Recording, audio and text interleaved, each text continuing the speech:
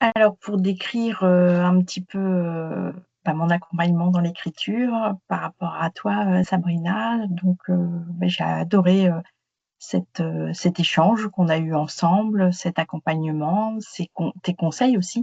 Parce que moi, au départ, je suis plutôt, plus matheuse que littéraire et même si j'avais ce projet de faire, un livre, par rapport à mon expérience, par rapport à mon vécu, dans la maladie et surtout moi ce que je voulais c'était les relations humaines par rapport à toute cette expérience, comment les gens pouvaient réagir et sans leur en vouloir bien sûr, et de pouvoir mettre un petit peu d'humour aussi, toutes les réflexions que j'ai pu avoir dans le corps médical. Donc voilà, donc on a eu beaucoup d'échanges pour pouvoir aboutir à ce joli bébé.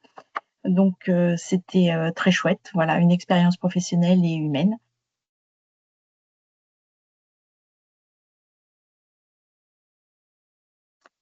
Ce qui m'a donné envie de te contacter au départ, on s'est rencontrés dans des réseaux professionnels. Donc, quand j'ai entendu que tu étais écrivaine et que tu accompagnais notamment les chefs d'entreprise à pouvoir écrire des livres et réaliser quelque part leur, leur projet ou leur envie. Donc, je me suis dit, il n'y a pas de hasard, hein, parce que j'avais ce projet en tête. Donc, je suis allée directement te voir pour qu'on puisse échanger. Et puis ensuite, on s'est donné un rendez-vous pour vraiment faire un échange de face à face. Et c'est ta personnalité qui a fait, voilà, moi j'ai suivi mon intuition.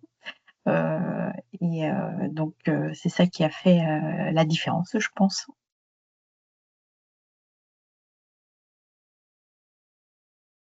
Alors ce que ça m'a apporté, c'est surtout de concrétiser ce que j'avais dans la tête, parce que je pense que si j'avais été toute seule, j'aurais peut-être commencé ce projet en écrivant moi-même.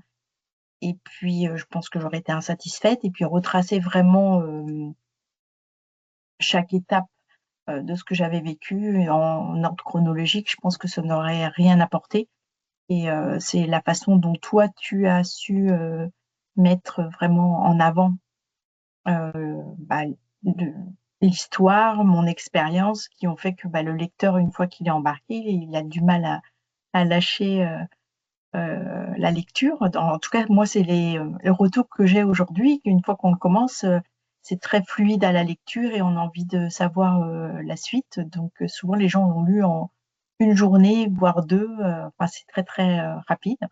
Donc, et ça m'a apporté au niveau vraiment humainement, de pouvoir échanger ensemble, de voir comment on a fonctionné ensemble. C'était très fluide.